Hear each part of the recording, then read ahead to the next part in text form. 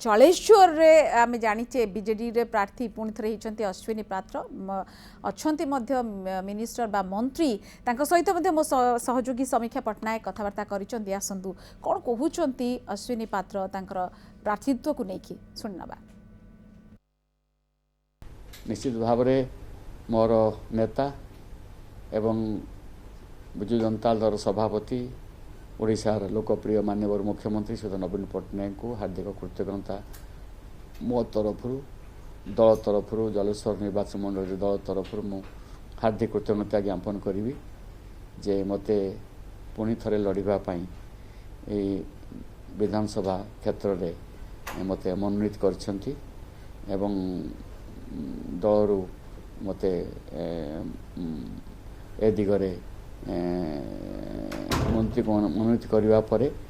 मोर कार्यक्रम मु निश्चित भाव में आरंभ करी एवं